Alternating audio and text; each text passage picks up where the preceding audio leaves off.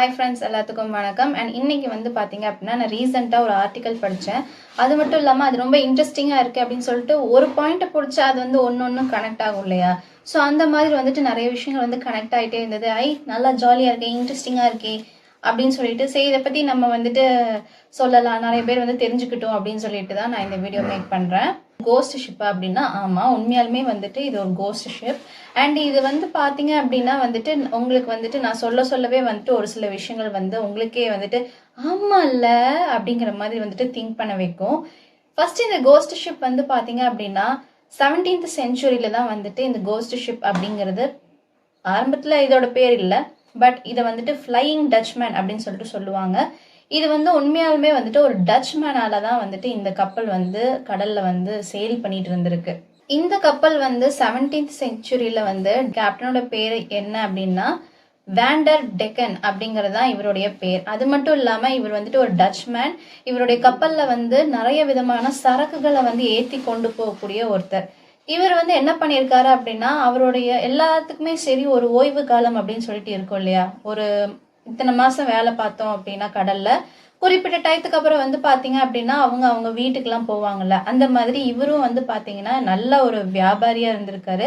நல்லா வாணிபம் பண்ணிட்டு அவருடைய வீட்டுக்கு வந்து அவருடைய கப்பல்ல அவருடைய அந்த டச் ஃப்ளையிங் டச்மேன் அப்படின்னு சொல்லக்கூடிய அந்த கப்பல்ல வந்து என்ன பண்ணியிருக்காருன்னா அவரோட வீட்டுக்கு வந்து போயிருக்காரு. சும்மா இல்லை, அவருக்கு பரிசா கிடைச்ச, அது மட்டும் இல்லாம அவருக்கு சம்பளமா வந்து அப்பெல்லாம் வந்து காசு கொடுக்கறத விட வந்து கூட்ஸ் அப்படின்னு சொல்லுவோம். ஓகே, இந்த இது நீ எடுத்துட்டு வந்திருக்கியா, இப்ப நீ மிளகு ஏத்திட்டு வந்த அப்படின்னா உனக்கு இந்தா கொஞ்சம் அப்படின்னு சொல்லிட்டு வந்துட்டு கொடுப்பாங்க. அதுதான் அந்த காலத்துல வந்து ஊதியமா இருந்துச்சு இல்லையா? ஸோ அந்த மாதிரி வந்து இவருக்கு பாத்தீங்க அப்படின்னா இரும்பு, நிறைய விலை உயர்ந்த மரக்கட்டைகள், அதுக்கப்புறம் வந்துட்டு நிறைய விதமான பொருட்கள் எல்லாம் வந்துட்டு பாத்தீங்க அப்படின்னா அந்தந்த நாட்டுக்கு போய் அவர் வந்து வாணிபம் பண்றப்போ அவருக்கு சம்பளமா கிடைச்ச அந்த விஷயங்கள்லாம் எடுத்துட்டு வீட்டுக்கு வந்து திரும்பியும் கடல்ல வந்து பயணம் பண்ணிட்டு இருக்கும்போது என்ன ஆயிருக்கு அப்படின்னா ஒரு பெரிய சூறாவளி வந்து கடல்ல வந்து கிரியேட் ஆயிருக்கு. அந்த கடல்ல வந்து பாத்தீங்க அப்படின்னா அந்த டயத்துல வந்துட்டு போகக்கூடாது அப்படின்னு சொல்லிட்டு வந்துட்டு நிறைய விதமான ஒரு நம்பிக்கைகள் இருந்தது. இப்ப போனோம் அப்படின்னா வந்துட்டு நம்ம கப்பலுக்கு என்ன வேணாலும் ஆகலாம், நம்மளோட க்ரூ மெம்பர்ஸ் வந்து இறக்குறது கூட வாய்ப்பு இருக்கு அப்படின்னு சொல்லிட்டு ஒரு சில விஷயங்கள்லாம் வந்து இருந்திருக்கு. பட் அதெல்லாம் மீறி என்ன பண்ணியிருக்காரு அப்படின்னா இவர் வந்து இல்லை நான் போய் தான் ஆவேன் அப்படின்னு சொல்லிட்டு வந்துட்டு இவர் வந்து பயணிச்சிருக்காரு. அதனால என்ன ஆயிருக்கு அப்படின்னா அந்த சூறாவளியில வந்துட்டு அந்த கப்பல் வந்துட்டு பயங்கரமா வந்து சிக்கி அந்த வந்து பயங்கரமான ஒரு விபத்து ஏற்பட்டிருக்கு. இதை வந்து அந்த காலத்திலேயே வந்துட்டு அந்த ஆர்பர்ல வந்துட்டு பாத்தீங்கன்னா ஒரு லைட் ஹவுஸ் இருக்கும் இல்லையா? லைட் ஹவுஸ்ல வந்துட்டு அப்பெல்லாம் விளக்குல தான் வந்து பாத்தீங்கன்னா ஒளி வந்து வச்சிருப்பாங்க. ஸோ அந்த மாதிரியான ஒரு காலகட்டத்துல இந்த விஷயம் நடந்திருக்கு. இதை கண்கூடா வந்து பார்த்த அந்த அந்த மனிதர் வந்துட்டு அந்த கிராமத்துல போய் சொல்லியிருக்காங்க அப்படின்னு சொல்றாங்க. ஸோ இப்போ வந்து பாத்தீங்க அப்படின்னா கேப் ஆஃப் குட் ஹோப் அப்படின்னு சொல்லக்கூடிய ஒரு பகுதி வந்து இருந்திருக்கு. ஸோ அந்த பகுதியில வர்றப்போ வந்து என்ன ஆயிருக்குன்னா அந்த பகுதிக்கு வந்துட்டு போகக்கூடாது, அது வந்து ஒரு சபிக்கப்பட்ட இடம் அப்படின்னு சொல்லிட்டு வந்துட்டு சொல்லியிருப்பாங்க.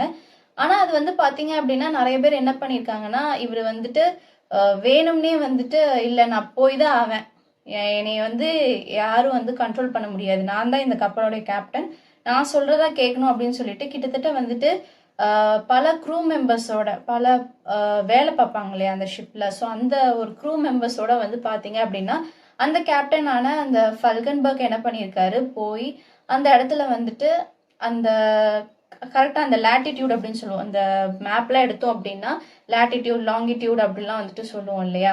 ஸோ அந்த லேட்டிடியூட்ல வந்து ரீச் ஆனதும் வந்து என்ன ஆயிருக்குன்னா கப்பல் வந்துட்டு பயங்கரமா கிளாஷ் ஆயிருக்கு. அதாவது அங்க வந்துட்டு ஒரு சாபம் இருக்கு அப்படின்னு சொல்லியிருக்காங்க. என்ன அப்படின்னா இந்த பூமியில இருக்கக்கூடிய பூமி தாய் அப்படின்னு சொல்லுவோம் இல்லையா? அவங்க வந்து என்ன பண்ணியிருக்காங்கன்னா அந்த இடத்துல வந்து எந்த கப்பலும் வந்து வரக்கூடாது, அப்படி வந்துச்சு அப்படின்னா அந்த இடம் வந்துட்டு பாத்தீங்கன்னா சபிக்கப்பட்ட இடம், அங்க வந்திருக்கிற எல்லாருமே வந்து சரி அப்படின்னா சாவாங்க. ஆனாலும் வந்து பாத்தீங்க அப்படின்னா குறிப்பிட்ட நாள் அந்த அவங்க வந்துட்டு அவங்களுக்குன்னு சாவு கிடையாது.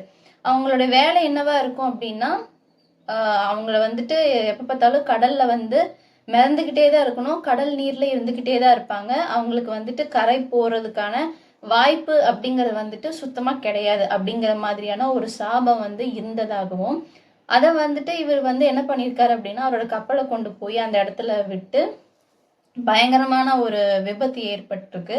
பைரட்ஸ் ஆஃப் த கரேபியன்ல வந்து 5th இருக்கக்கூடிய மூவியா இருக்கக்கூடியதுல பாத்தீங்கன்னா நான் சொன்ன இந்த ஒரு கேரக்டர் வந்து அந்த லாட்டிடியூட்ல ஜாக் ஸ்பேரோ வந்துட்டு அவரை வந்து மாட்டி விடுற மாதிரி வந்து காட்டியிருப்பாங்க.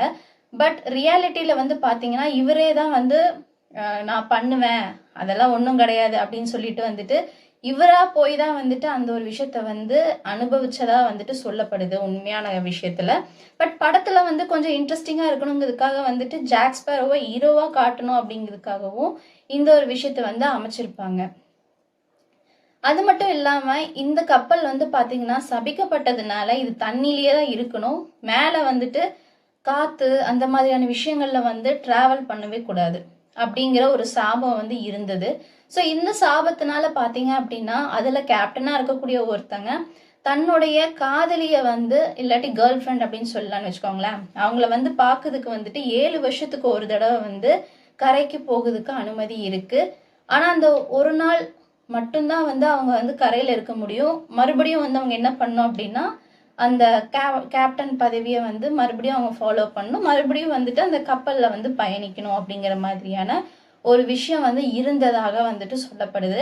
இதே தான் வந்து பார்த்தீங்க அப்படின்னா டேவிட் ஜோன்ஸோடைய காதலியா வந்து கேலிப்சோ அப்படின்னு சொல்லிட்டு காட்டியிருப்பாங்க பைரட்ஸ் ஆஃப் தி கரேபியன். அதே மாதிரி பார்த்தீங்கன்னா ஹீரோயினா இருக்கக்கூடிய இன்னொரு கேரக்டர் இருப்பாங்க இல்லையா, ஸோ அவங்களும் பார்த்தீங்க அப்படின்னா 7 வருஷத்துக்கு ஒரு தடவை தான் வந்துட்டு மீட் பண்ற மாதிரி கரையில வந்து அந்த பெண் வந்து வெயிட் பண்ற மாதிரியான ஒரு விஷயங்கள்லாம் வந்துட்டு பைரட்ஸ் அப்படின்னு சொல்லுவோம் இல்லையா, அதாவது சன் செட் ஆகுறப்போ அந்த டயத்துல வந்து பாத்தீங்கன்னா ஒரு வெளிச்சம் தோன்றும். அந்த வெளிச்சத்தப்ப எந்த கப்பல் வந்து நேரா இருக்கோ, அதாவது தண்ணிக்கு மேல இருக்கோ, அந்த கப்பல் வந்துட்டு முழுமையா வந்துட்டு எல்லா கப்பலுமே எந்த விதமான கப்பலா இருந்தாலுமே அது வந்துட்டு அழிக்கப்படும் அப்படின்னு சொல்லிட்டு வந்துட்டு ஒரு விஷயம் இருந்ததாகவும், அதனால என்ன ஆகுது அப்படின்னா இந்த டச்மேன் கப்பல் வந்துட்டு கரெக்டா வந்துட்டு அந்த சன்செட்டுக்கு அப்புறம் வந்து பாத்தீங்க அப்படின்னா தலைகீழா வந்துட்டு டிராவல் பண்ணி போகும் அந்த குறிப்பிட்ட நாள் மட்டும் அப்படின்னு சொல்லிட்டு வந்துட்டு சொல்லியிருக்காங்க. ஸோ இதே தான் வந்து பார்த்தீங்கன்னா பைரட்ஸ் ஆஃப் த கரேபியன்லேயும் வந்துட்டு ஒரு படம் வந்துட்டு ஒரு போர்ஷன் சீன் காட்டியிருப்பாங்க. ஜாக் ஸ்பேரோ வந்துட்டு ஒரு மேப் வச்சிருப்பாரு. அந்த மேப்பை வந்து சுற்றி அவர் பார்த்ததுக்கப்புறம் அவர் புரிஞ்சதுக்கப்புறம் கரெக்டாக வந்துட்டு சன்செட் ஆகும். வேணும்னே அந்த க்ரூ மெம்பர்ஸ் வந்துட்டு அங்கே பாருங்க இங்கே பாருங்கன்னு சொல்லிட்டு அவர் வந்து என்ன பண்ணுவாருன்னா மைண்டை டைவர்ட் பண்ணி அந்த கப்பலை வந்து அங்கேயும் இங்கேயும் ஆட வச்சு கரெக்டாக வந்து அந்த கப்பலை வந்து திருப்பி விட்டுருவாரு. ஸோ அந்த திருப்பி விட்டதுக்கப்புறம் என்ன ஆகும்னு பார்த்தீங்கன்னா சன்செட் ஆனதுக்கப்புறம் ஒரு பயங்கரமான ஒரு லைட் வரும். ஸோ படத்தில் வந்து க்ரீன் லைட் காட்டியிருக்காங்க. பட் உண்மையாக ரியாலிட்டியில் பார்த்தீங்கன்னா ஒரு ரெட் லைட் வந்து அந்த கப்பலில் வந்து தெரிஞ்சுது அப்படின்னு சொல்லிட்டு வந்துட்டு சொல்லியிருக்காங்க. சரிங்களா? ஸோ அந்த க்ரீன் லைட் வந்து பட்டதும் வந்து பார்த்தீங்கன்னா கொஞ்ச நேரத்துக்கு அப்புறம் அந்த க்ரீன் லைட் போனதுக்கப்புறம் அந்த கப்பல் வந்து மறுபடியும் வந்துட்டு ரீகெயின் பொசிஷன் ஆகிக்கும். ஸோ அதே மாதிரி தான் வந்து பார்த்தீங்க அப்படின்னா இந்த கப்பலும் வந்துட்டு அந்த வெளிச்சத்துக்கு அப்புறம் வந்து அந்த சாபம் வந்து போகின அந்த டச்மேன் கப்பல், அந்த சாபத்தோட இருக்கக்கூடிய அந்த டச்மேன் கப்பல் வந்து மறுபடியும் வந்துட்டு செயில் பண்ணி கடல்ல வந்துட்டு டிராவல் ஆகும் அப்படின்னு சொல்லிட்டு வந்துட்டு சொல்லியிருக்காங்க. ஸோ இதெல்லாம் பார்க்குறப்போ என்னடா இதெல்லாம் வந்துட்டு உண்மையா இருக்குமோ அப்படின்னு சொல்லிட்டு நானும் தேடினப்போ வந்து பார்த்தீங்கன்னா நிறைய படத்துல வந்துட்டு காமிச்சதெல்லாம் வந்துட்டு நம்ம வந்துட்டு பொய்ன்னு நினைக்கலாம். பட் இது ஒரு டேல் மாதிரியே வந்துட்டு கனெக்ட் ஆகிட்டே இருந்தது. ஓ ஆமா இல்லை, இந்த விஷயம் அதில் நாமளும் பார்த்தோம்ல அப்படின்னு சொல்லிட்டு இந்த கோஸ்ட் ஷிப்பை பற்றி நான் படிக்கிறப்போ வந்துட்டு ஆர்டிக்கல் பார்க்குறப்போ எனக்கு வந்துட்டு இந்த விஷயம்லாம் வந்துட்டு இந்த படத்தோட அவங்க கனெக்ட் பண்ணி அவங்க காட்டின விஷயம் இது எல்லாமே வந்துட்டு பார்த்தீங்கன்னா ரொம்பவே வந்து எனக்கு பர்சனலி வந்துட்டு கனெக்ட் ஆச்சு அண்ட் எனக்கு ஸ்ட்ரைக் ஆச்சு. ஸோ அதை தான் வந்துட்டு நான் உங்களுக்கு இந்த வீடியோவில் ஷேர் பண்ணியிருக்கேன். அண்ட் இது வந்து பார்த்தீங்க அப்படின்னா உண்மையாலுமே இந்த ஷிப் வந்து கண்டுபிடிச்சிருக்காங்க. இந்த வருஷம் 2025 செப்டம்பர் மாதம் தான் வந்துட்டு இந்த ஷிப் வந்து கண்டுபிடிச்சிருக்காங்க. அது மட்டும் இல்லாமல் இது வந்து பார்த்தீங்க அப்படின்னா 144 அடி வந்து இருக்கு அப்படின்னு சொல்லியிருக்காங்க. அதோடைய மொத்த விஷயமே பார்த்துக்கோங்க. அப்போ அந்த டயத்தில் அது எவ்வளோ பெரிய ஷிப்பாக இருந்திருக்குன்ட்டு.